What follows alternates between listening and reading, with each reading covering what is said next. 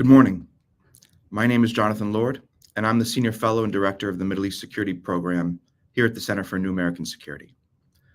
This month marks the one-year anniversary of Hamas's brutal attack on Israel, in which Hamas terrorists committed almost unspeakable crimes on men, women, and children, soldier and civilian alike, murdering 1,200 people and taking more than 250 hostages, 101 of whom, both living and dead, are held by Hamas to this day.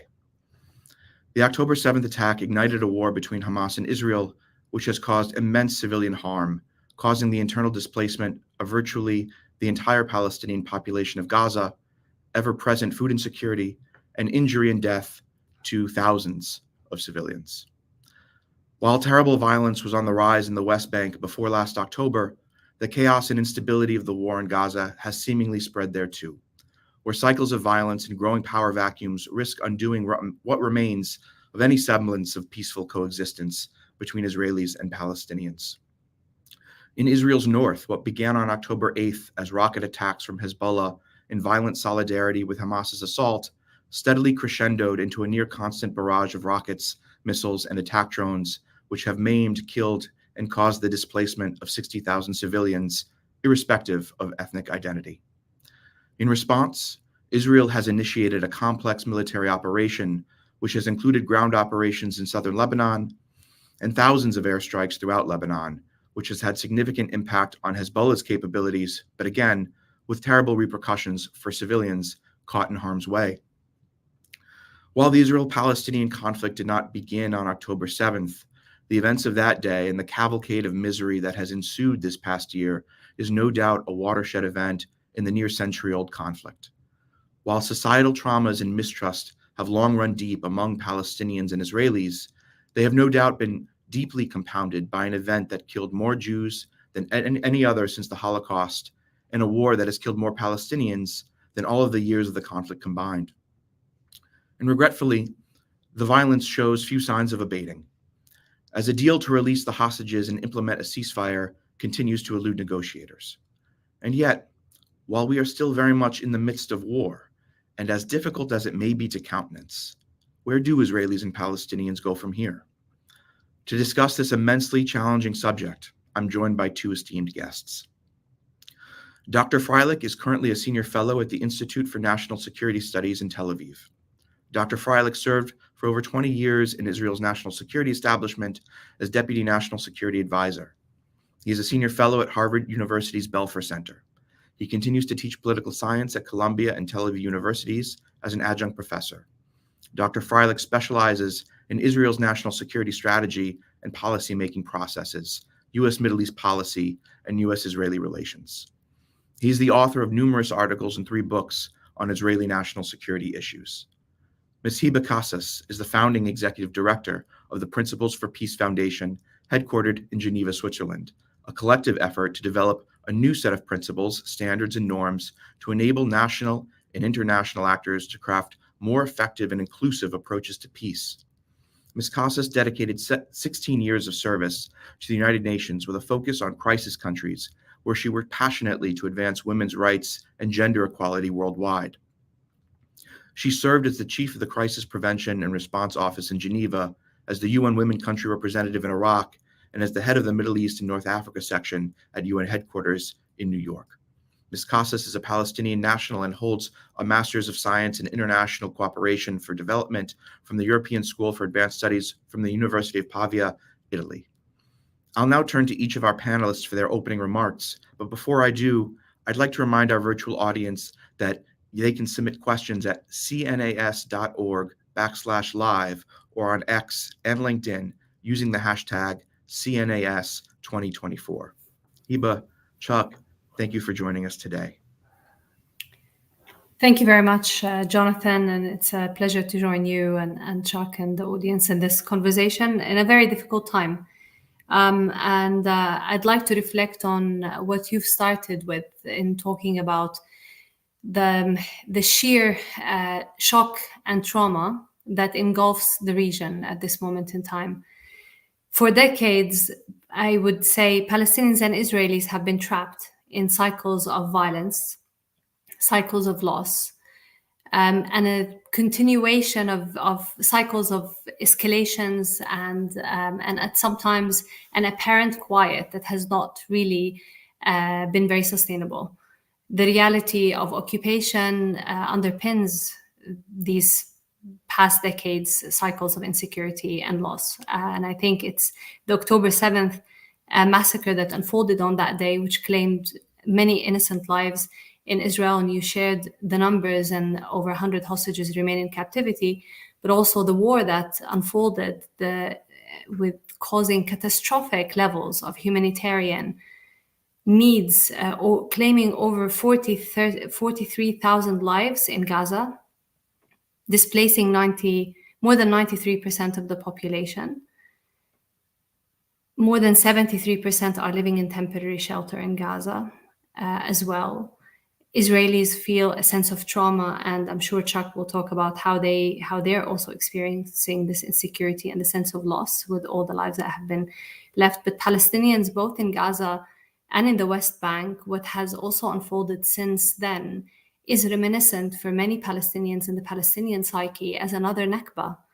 And that is something that we need to keep in mind when we're looking at the fact that what underpins this escalation and this conflict are intergenerational trauma on both sides, which goes with the experience of Israelis and Jewish people with the Shoah, with the Holocaust, but also for Palestinians, the experience of a Nakba and mass displacement.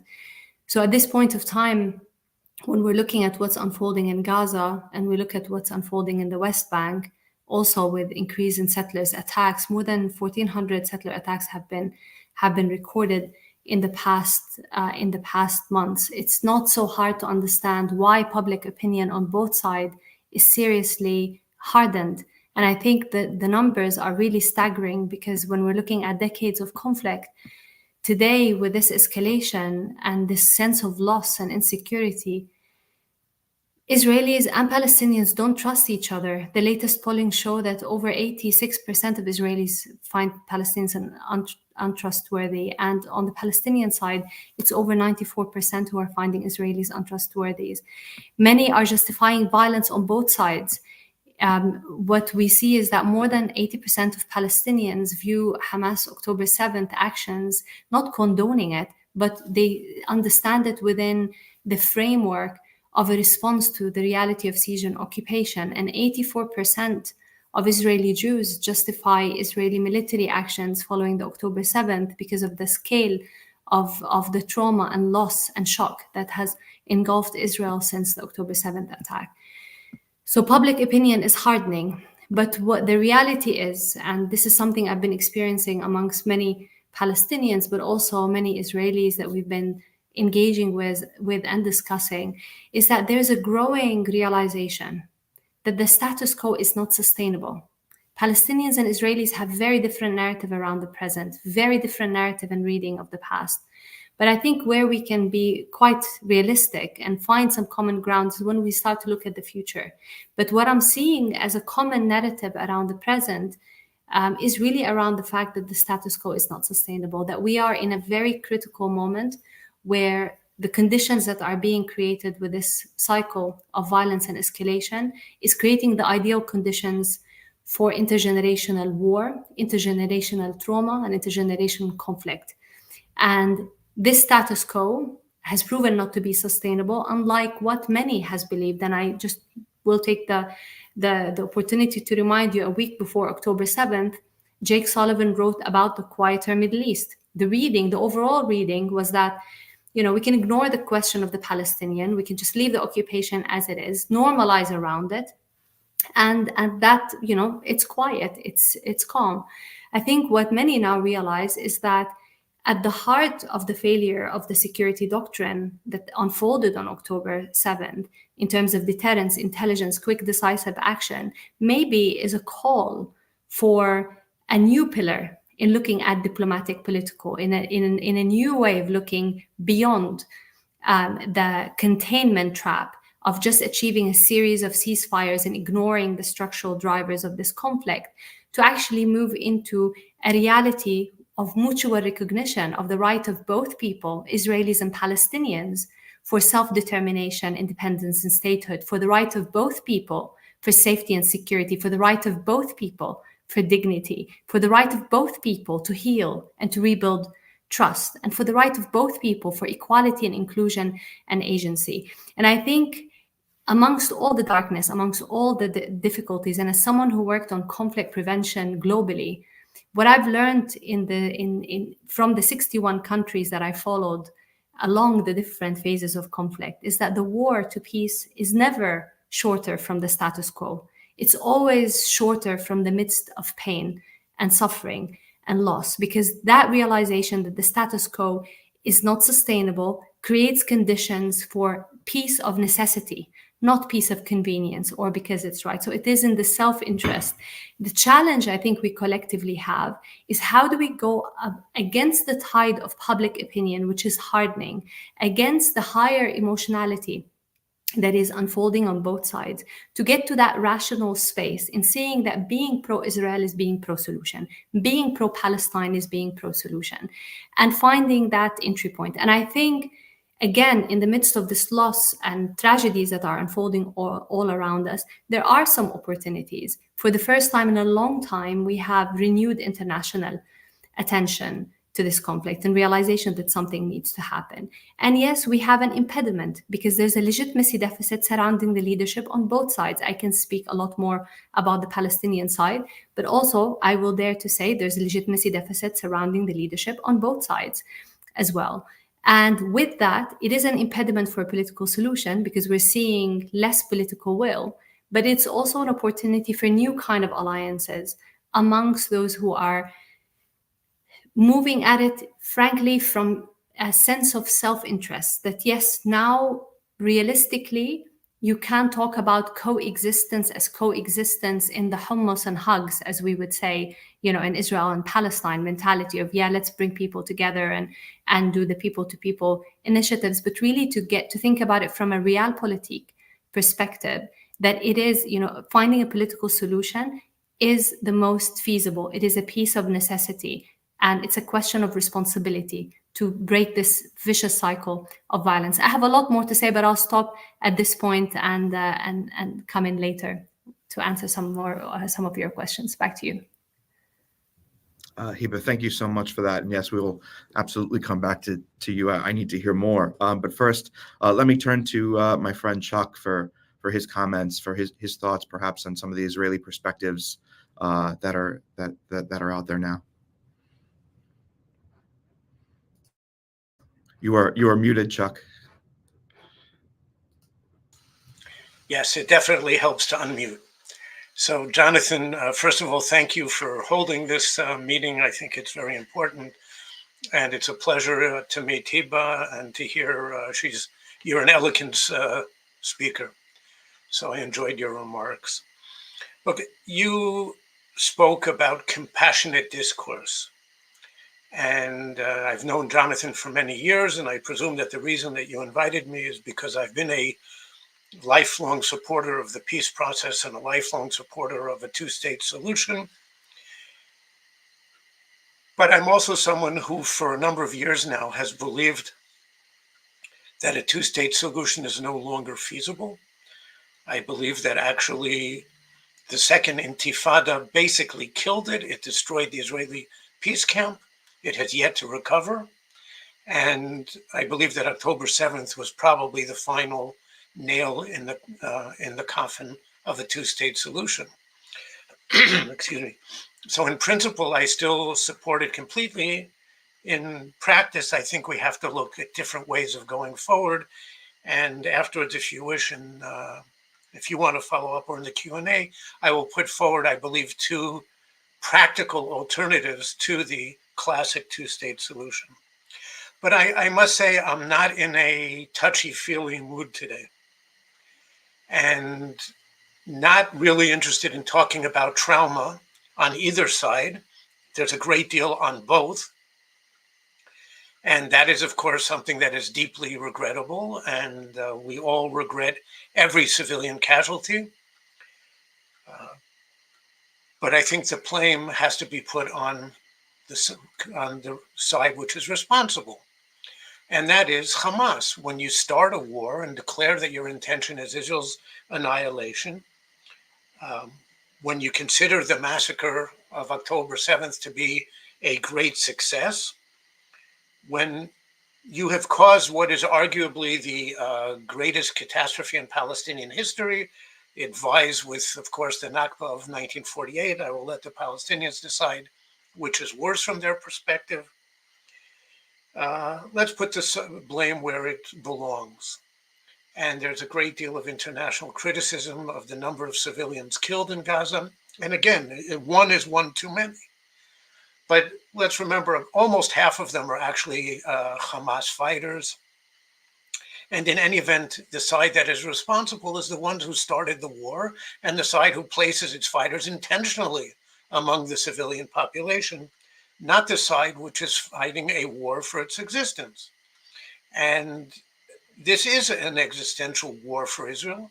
The axis of resistance, in other words, the Iran-led axis, which includes Hamas and Hezbollah and the Houthis and various Shiite militias, speak quite clearly about Israel's destruction. That's the objective. They actually believe that October 7th brought them considerably closer to that objective than they thought. They thought it would take longer. This is a war that we must win. It's a multi-front war. And we have to prove to the Axis that their belief that maybe they have found a solution to Israel's heretofore clear conventional military superiority, they've got the answer to it and maybe even can overcome it. So I believe that the worst casualty of October 7th from a historic perspective was the two-state solution, because it's probably been killed by Hamas. And I think the Palestinians have probably lost their historic opportunity, their historic window to ever have an independent state. Now, as an Israeli, I'm less worried about Palestinian objectives and concerns. Not that I ignore them, but I'm focused mostly on what that means for Israel. And there are long-term and I would say severe ramifications if that's really the case. Now, I think the US, well, it depends who wins the elections on November 5th, how the US goes forward. Unfortunately, I believe that there will be a tendency to continue the failed approach that we've seen in recent decades. It's 31 years since the Oslo process began. And the Palestinians have been given opportunity after opportunity. They've been put to the test to see if they could achieve what was, from Israel's perspective, the two objectives of the entire peace process. One was that if they could put an end to terrorism, and secondly, if they could take effective rule of their own destiny, of effective governance. And they have failed abysmally those two tests repeatedly. Given the opportunity, what happened? They established a dictatorship in the West Bank. And when Gaza, for all practical purposes, became an independent state following the withdrawal of 2005, let's not forget that this war began after Israel had withdrawn from Gaza in 2005. What was set up in Gaza? A radical theocracy committed to Israel's destruction. So like I said, we have to find new ways of going forward, new ways of separating, because I believe that a separation is absolutely critical. But at the moment, we're focused on winning the war rather than the future of the peace process. Yes, we will have to reach, the short-term solution will be some sort of ceasefire. I don't know when it will happen, but there'll have to be a ceasefire on the Gaza front. There'll have to be a ceasefire on the Lebanon front. But at the moment, I don't think that Israel is thinking about that too much. The war is too overwhelming. That's what people are focused on. Well, let me take a moment and just press you a little bit, Chuck, on a couple things. Understanding that the focus in Israel continues to be the war, and I think part of that is largely and part that it remains very much October 7th, October 8th in Israel because of the hostages. There's a almost complete tactical focus on getting people home because people are still in crisis. But understanding the threat that Hamas posed and still poses, what in your mind is the thing that ultimately is victory? If we're thinking about this in terms of Hamas, what it is now, an insurgency which doesn't control large swaths of territory, its institutions of governance have been heavily attrited, its organized conventional military capacity has largely been destroyed. Perhaps it can continue to fight in this way in near perpetuity. And I would probably argue that the Israelis could continue to fight in this way as well, with diminishing returns. What does success in Gaza look like for Israelis? How does this end realistically? Well, it's going to end eventually with the ceasefire. The question is what the terms are. And when you have a terrorist organization like Hamas still believing that it can dictate the terms of that ceasefire, then I don't think the war is over. Now, I think that Israel, frankly, could have declared victory as early as January from a military perspective, because Hamas no longer constituted a coherent military organization at that time. It's been downgraded considerably since then, but the overall objective, not of destroying Hamas completely, that was never a realistic objective, but destroying it as a coherent military force was achieved by January. And yes, further retreated since then. And the big, I think maybe the big change since then now, of course, was Sinwar's killing and the fact that most of the political and military leadership of Hamas has been eliminated. So I think at this point, Israel probably could declare victory on the Gaza front.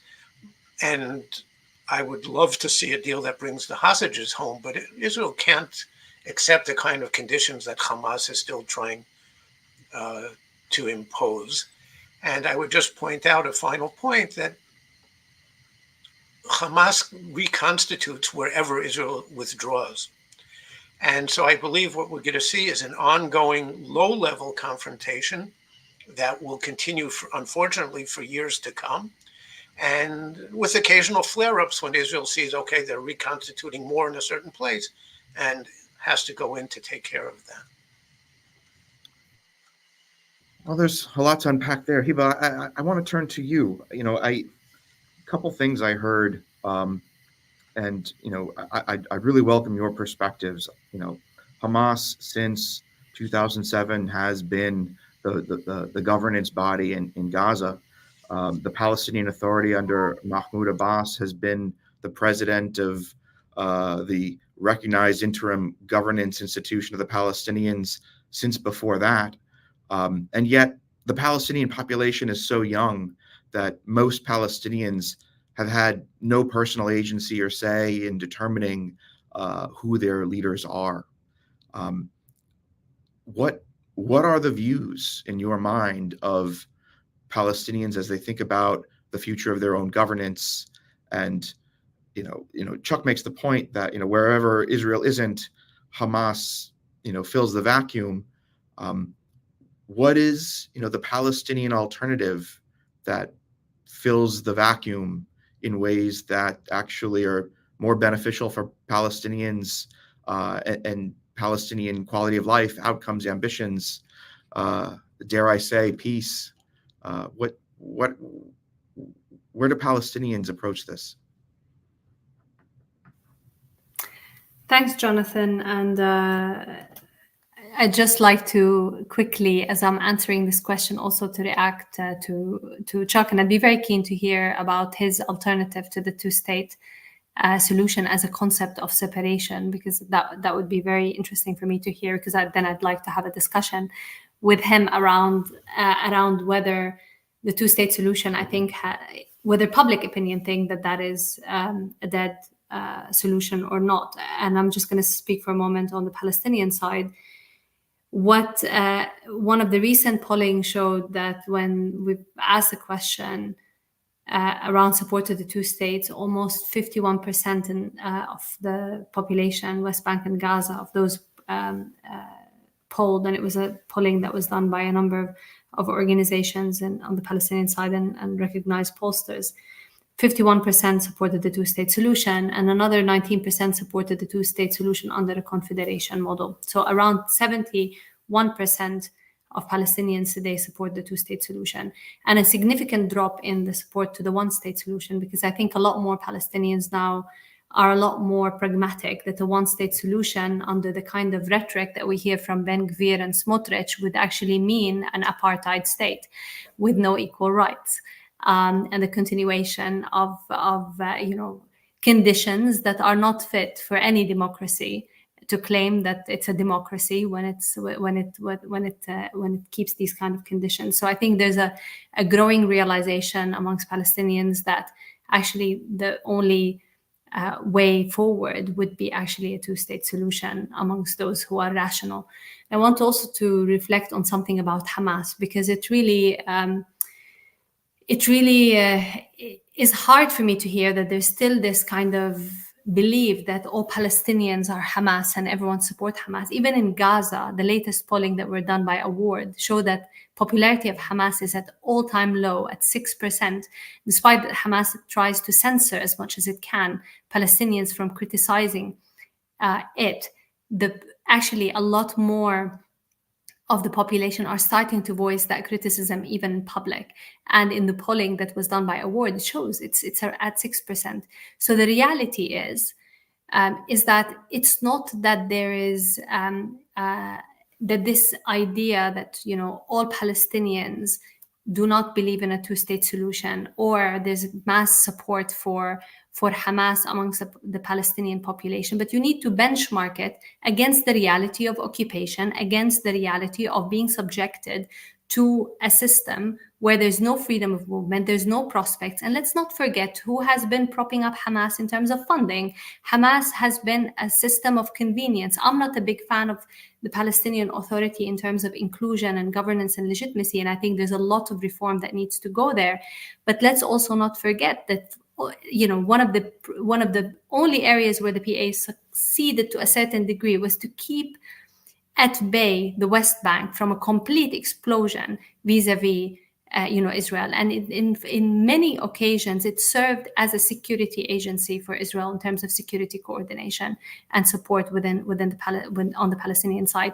And what was happening in these past 3 decades, what we've seen is a constant delegitimization of the Palestinian Authority, because when you are closing the lid and you're closing the tap on tax revenues are not coming in, they're not able to pay civil servants, it becomes very, very hard to actually get this Palestinian Authority to have the kind of legitimacy. And then you see people drifting towards more radical voices. And this is not only relating to Israel-Palestine. I mean, we've seen this in Afghanistan, 20 years from Taliban to Taliban. We've seen it in Mali, when we're talking about overly securitized approaches to counter-radicalization. If you're depriving the population, especially youth, and our region is very young, there's a lot of young people. If you're depriving them from prospects, from hope, then you will actually see a breeding ground for radicalization. The moment you're investing in hope, in prospects, in economic opportunity, but also in a sense of dignity and self-determination, there's a very different reality. I don't think that we can actually say today that there is no solution or there's no capability to establish a Palestinian state, because we've seen how the international community, through different kinds of missions, whether we're looking at Kosovo, whether we can look at stabilization missions in different parts of the world, there are mechanisms which can enable and accompany and provide the kind of security guarantees for Israel, provide the kind of accompaniment to build state institutions. But the reality is, going back to a military rule in Gaza and realizing these annexation plans that we're hearing about constantly, and we're seeing them being realized, is not going to bring security to Israel for the long term, nor will it bring safety within the broader region.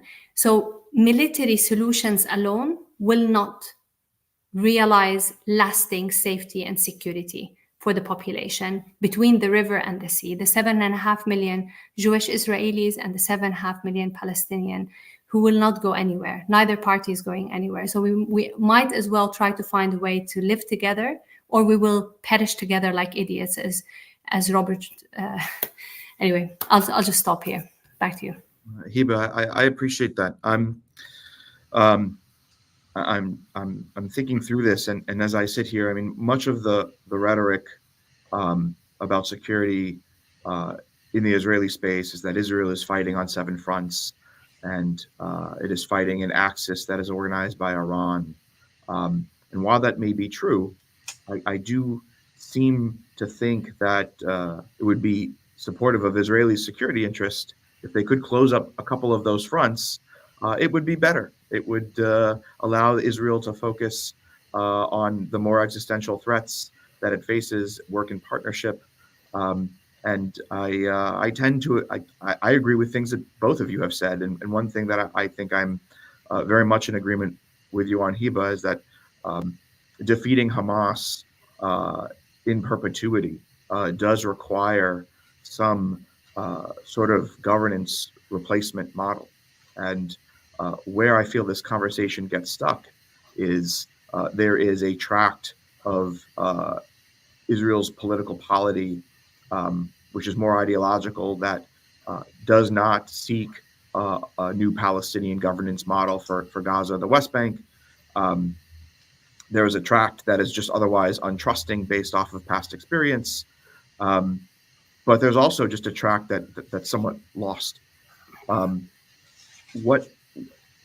Where does this begin? You know, if I go back in my mind, and if we go back to 50 years in the Yom Kippur War, which is its own surprise conflict, there's been studies to suggest that Sadat realized that it was not in the interest of Egyptians to continue to bloody themselves on behalf of the community of Arab nations as the tip of the spear in perpetual war with Israel. And his visit to the Knesset, I think, was a watershed moment for Israelis, not just the government, but for the people, to believe that there was something that could break through. It was an act of great courage, and Israelis came to understand that there was something more than simply managing its conflict with its neighbors. They could want for more, they could achieve for more. But as we look across the political spectrum, whether it's in the Israeli political establishment or the Palestinian political establishment, I don't see any Sadats. Does this, absent a Sadat, absent a leader who is willing to take that risk from the ground up, I mean, what does this look like? I mean, is there an opportunity here to engage youth, Israelis and Palestinians, to begin to set the lattice work in motion for something that looks different than the last 30 years? Look, Jonathan, I think the lack of leadership on both sides, willing leadership at the political level, is a serious impediment.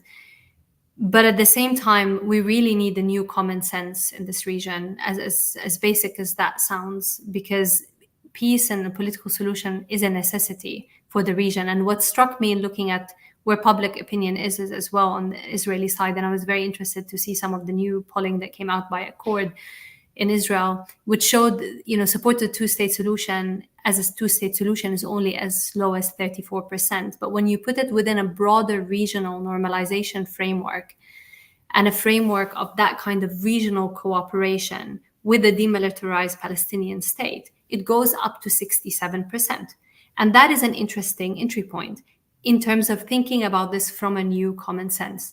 And there are solutions of how do you prop up institutional capacities? How do you there has been a number of proposals put forward by countries in the region, but countries in the region at this point will not fit the bill of reconstruction without assurances that there is a clear pathway to a Palestinian statehood, and are not willing to put that kind of boots on the ground to support a stabilization mission that would provide security guarantees for Israel without that kind of guarantee. I find the efforts that right now, because the leadership the leadership, especially on the Israeli side, I don't see Netanyahu, Smotrich, Ben Gvir being interested in moving towards a political solution. But there needs to be some kind of ground support and legitimacy for a political solution around that common sense that it's a security and safety imperative in Israel, and it's a self-determination imperative in Palestine, with international pressure. And this is why the role of the US is important. This is why the role of the Europeans are important. This is why the role of the Arab countries, especially Saudi Arabia and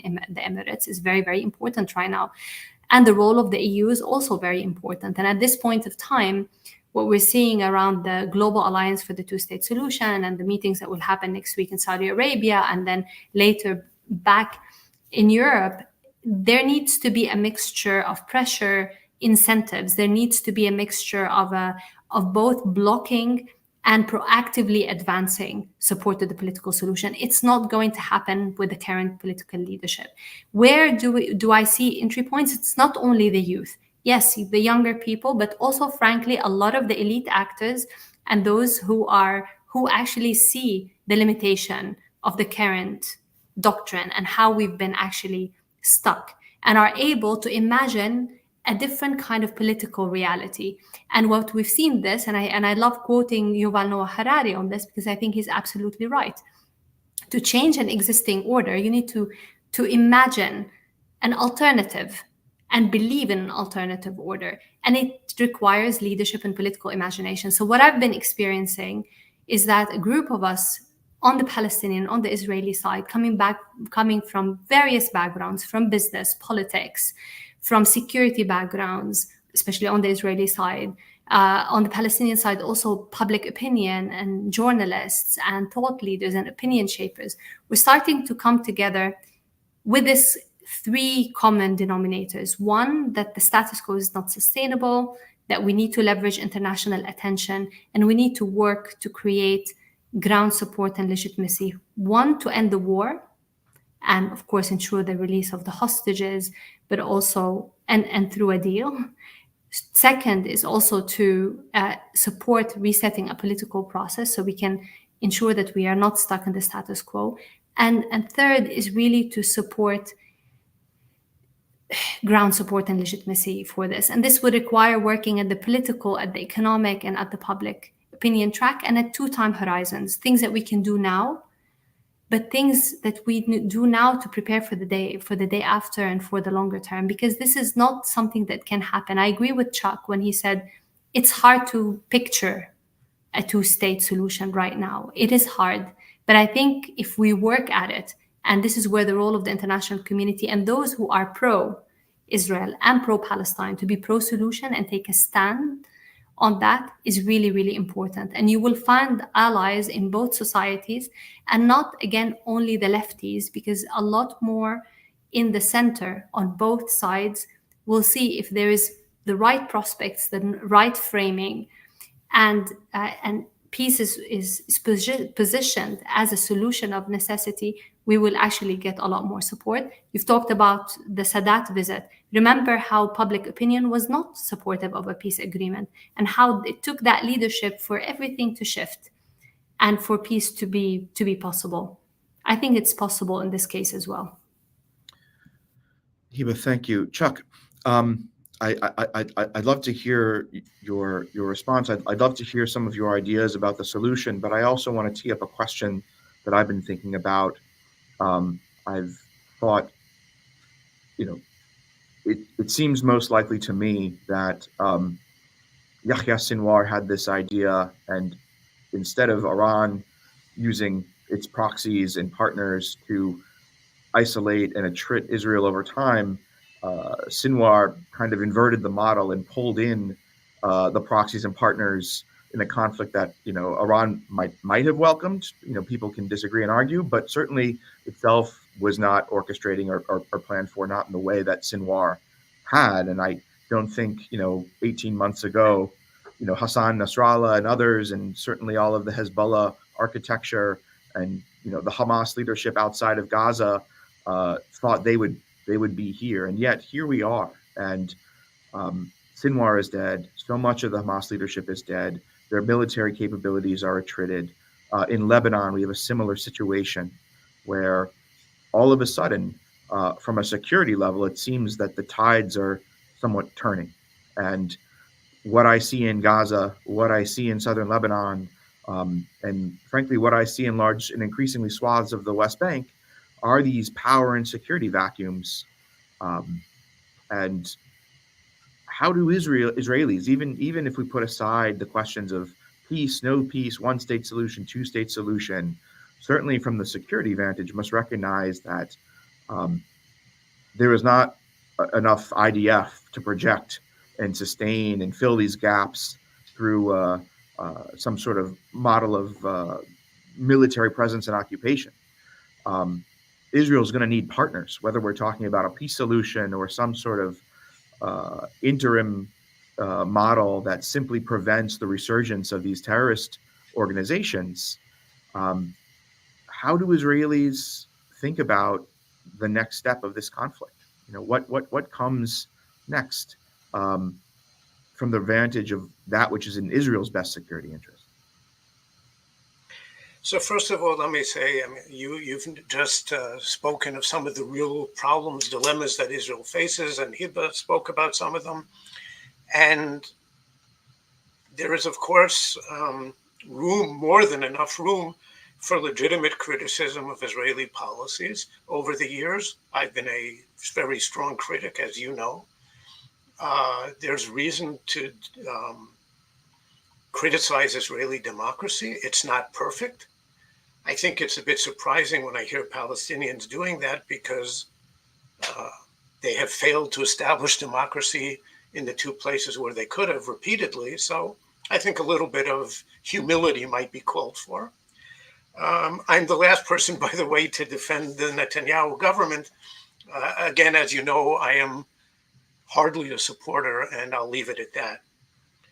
But Hiba also cited a number of polls with very interesting findings, but polls in all countries are, of course, questionable, and particularly in areas where people are afraid to express their true opinions, and when the entire polling system to begin with is almost impossible to do because of local conditions.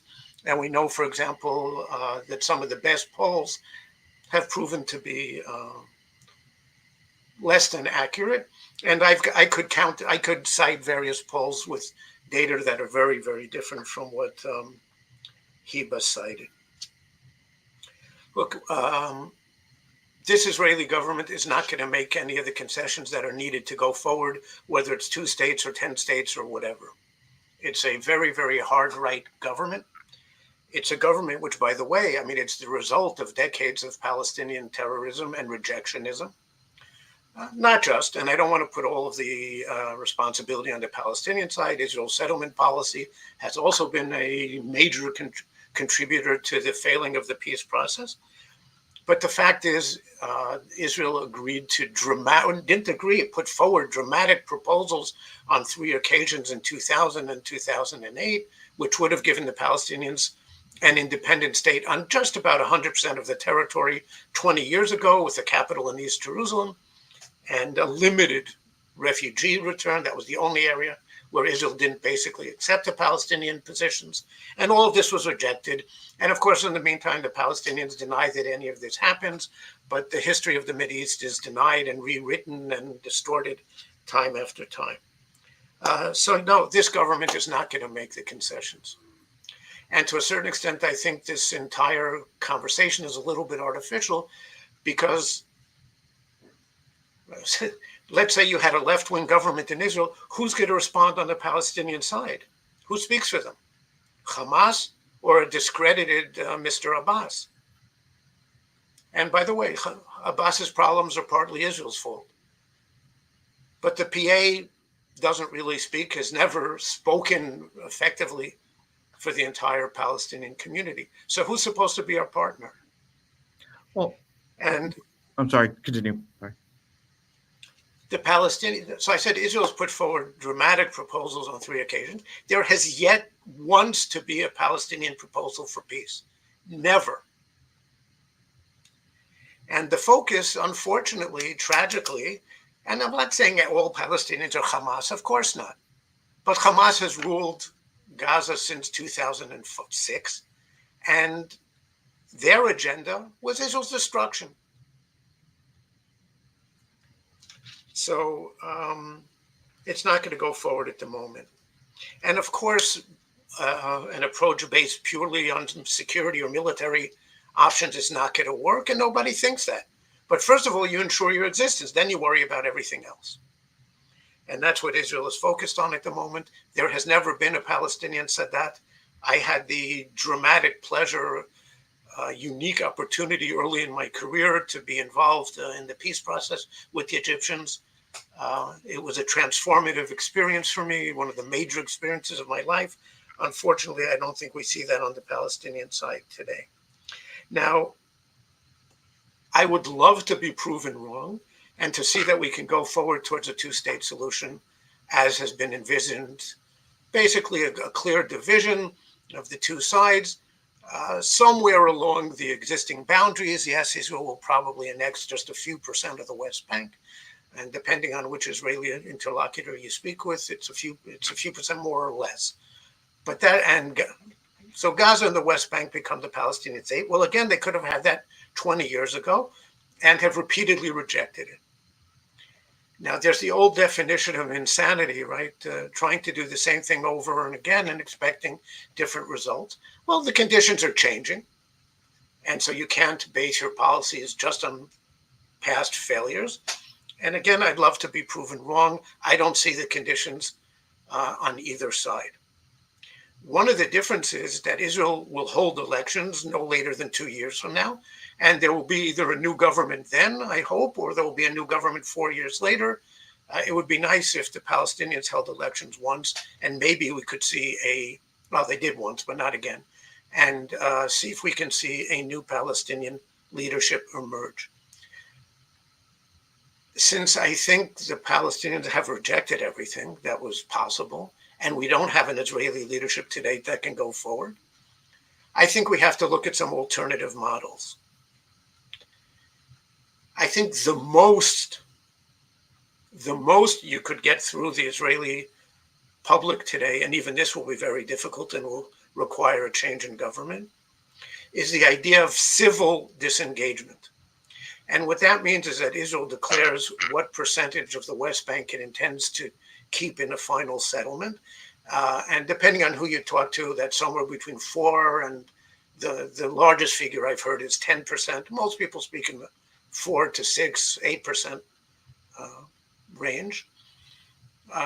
Israel intends to keep that. The rest of the West Bank becomes part of the Palestinian state along with Gaza. But okay, so Israel announces that it will withdraw from 90-something% of the West Bank, and it will begin restoring bringing the settlers back home in that 90-something%. But the IDF remains deployed for security reasons throughout the West Bank for as long as necessary.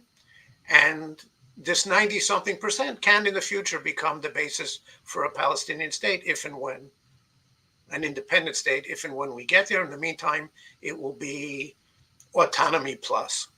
That's what they have today, but more, a little more.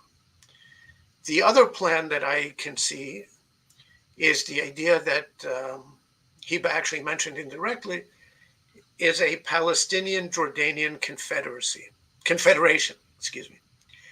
The 90-something% of the West Bank becomes the Palestinian component of this confederation.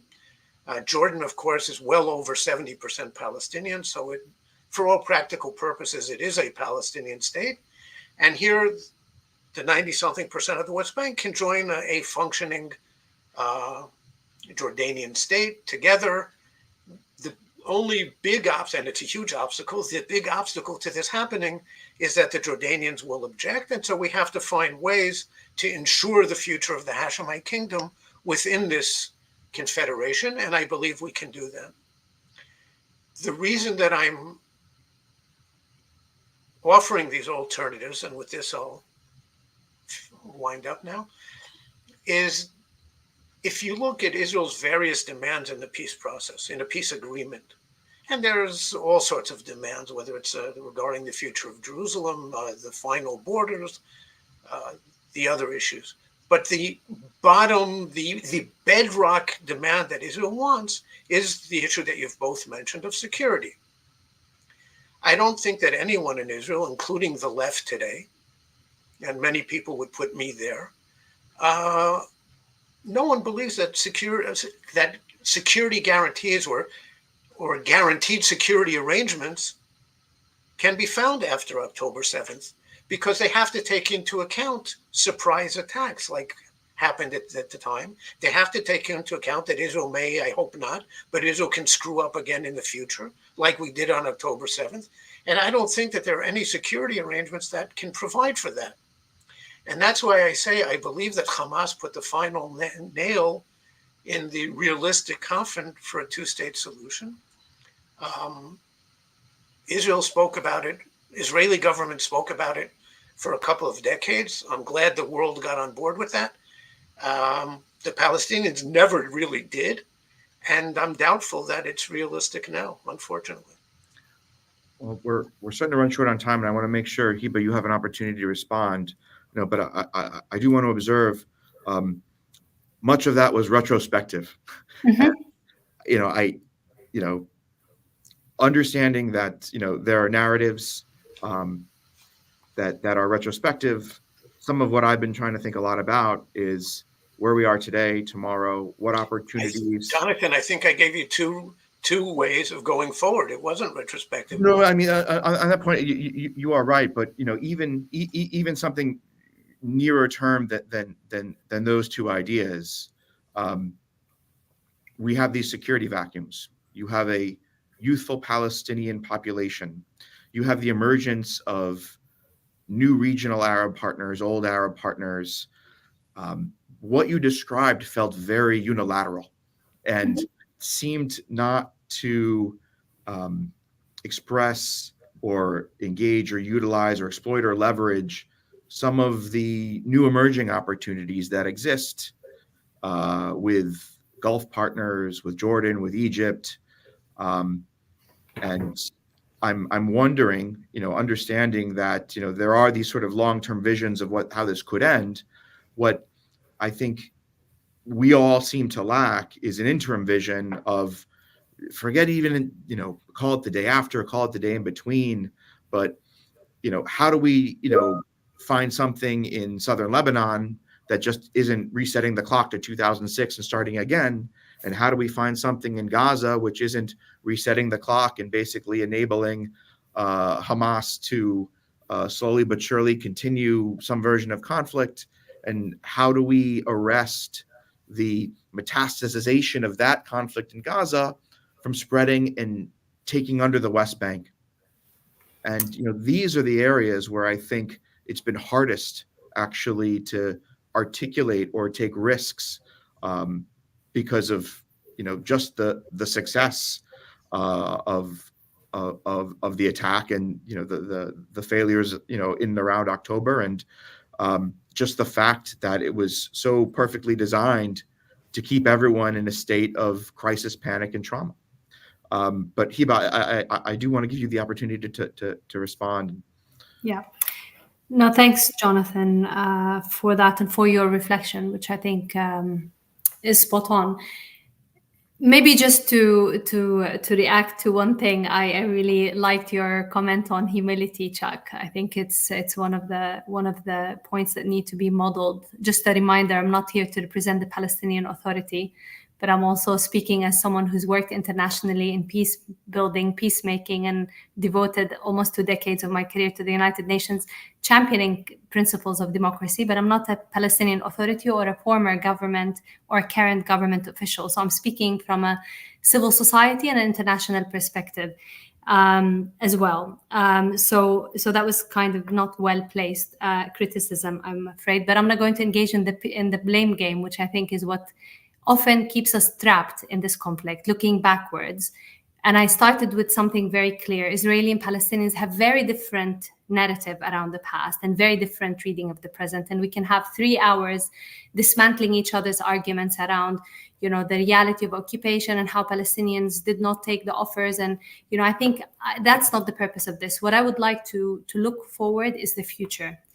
And I think, Jonathan, what we need right now, when I said new common sense, we need actually a new generation of leaders on both sides who actually look forward and try to make justice for the future.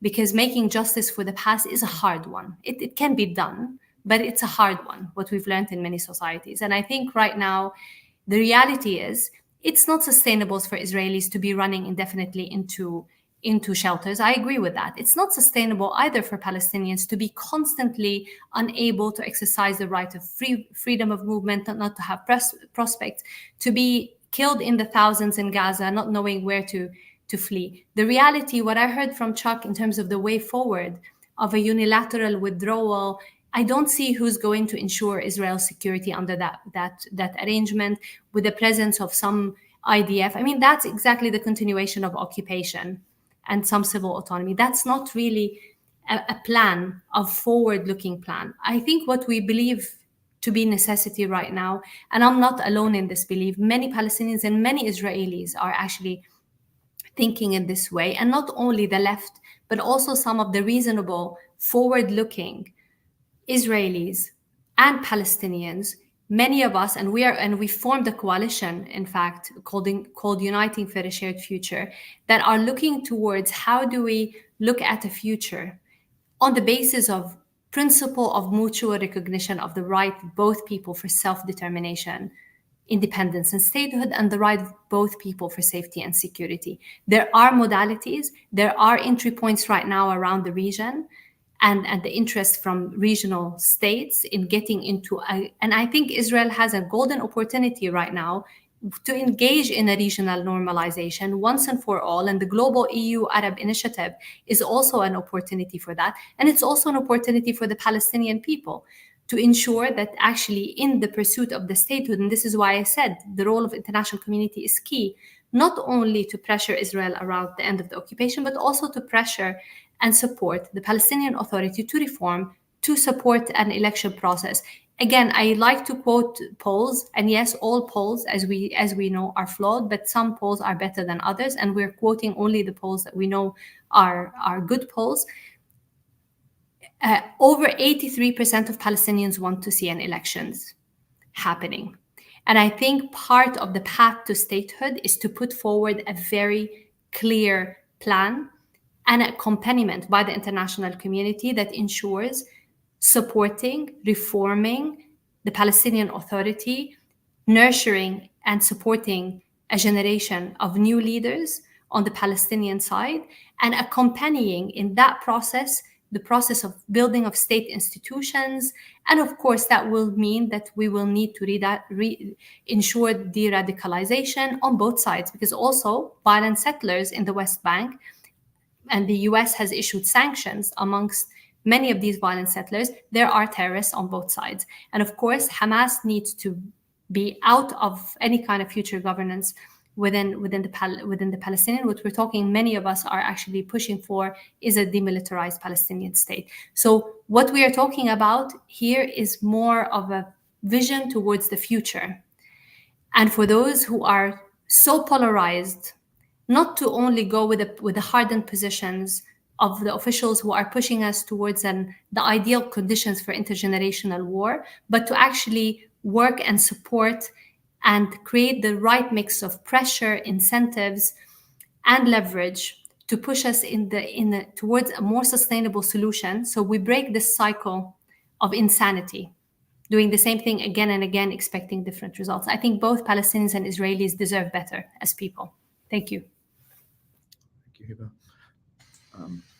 Jonathan, could I make a final comment? Yes, we have literally 1 minute left. So very, very, very brief, and I will close this out.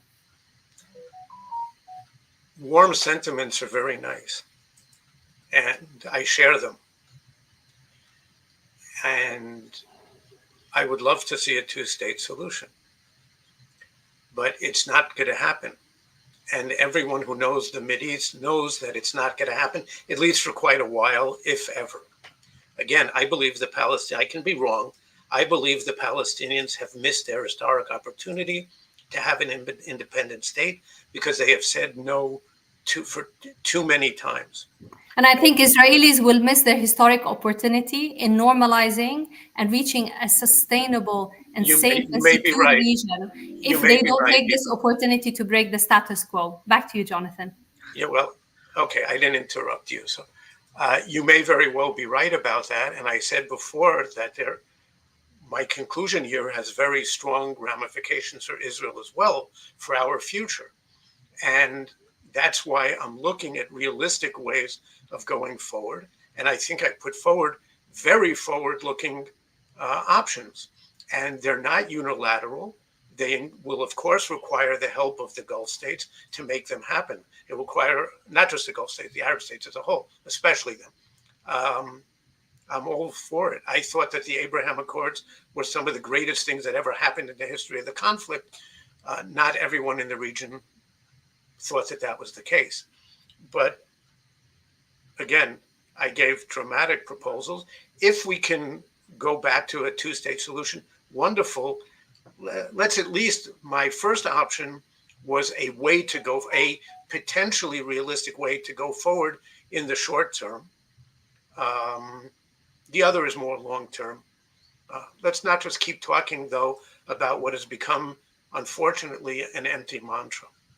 Well, that's our time. I'll be honest. I had incredible anxiety about hosting this discussion because in my 2 years here, obviously, this is an issue that is, of all the issues that we talk about and confront in the Middle East, one that is most fraught, difficult, and laden with emotion and history. And the public rhetoric is absolutely frenetic and sort of at a tone of screaming. And I'm grateful that we three could come together and have this dialogue in a compassionate way. We could hear each other, and we can begin to think about certainly the long-term solutions, the day after, the day in between. And I do think that our work here in the next year at CNAS is going to be focused on how we do help the Israelis land the plane in terms of their security interests, while considering what their security interests actually are in the strategic sense, and what that means for the future of Palestinian governance and security and quality of life, and broader stability, and how that is sustainable. And I know from where we all sit now in the midst of this horrific conflict, these words sound close to insane, but something does resonate with me with the fact that maybe perhaps now is the opportunity to think about this, despite the fact that we are in the worst of it. And I'm grateful, both of you, Chuck Freilich, Hiba Qasas, and our audience for joining us today to hear this discussion. Until next time, I'm Jonathan Lord. I run the Middle East Security Program here at the Center for New American Security. Thank you.